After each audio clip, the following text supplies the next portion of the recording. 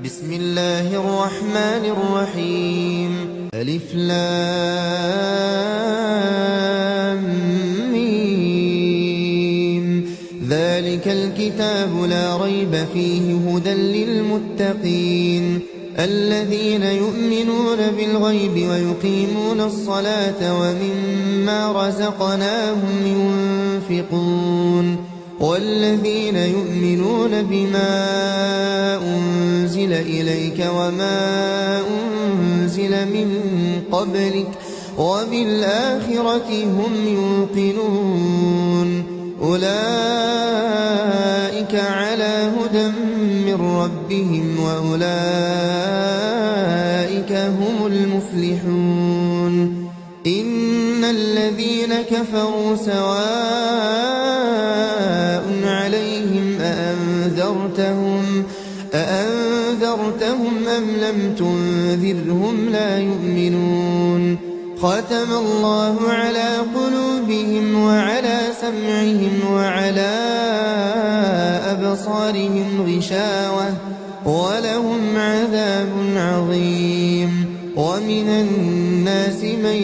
يقول آمنا بالله وباليوم الآخر وما هم بمؤمنين يخادعون الله والذين آمنوا وما يخدعون إلا أنفسهم وما يشعرون في قلوبهم مرض فزادهم الله مرضا ولهم عذاب أليم بما كانوا يكذبون وإذا قيل لهم لا تفسدوا في الأرض قالوا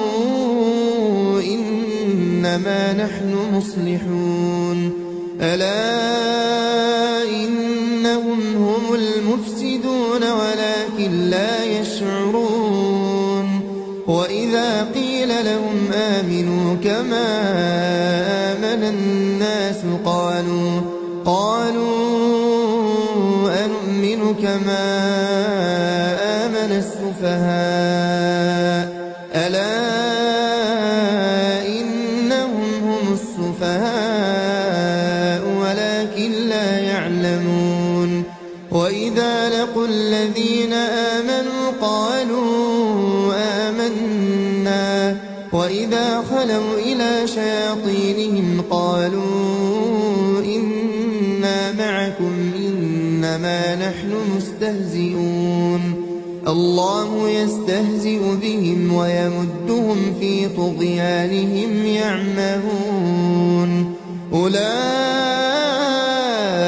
الذين اشتروا الضلالة بالهدى فما ربحت تجارتهم وما كانوا مهتدين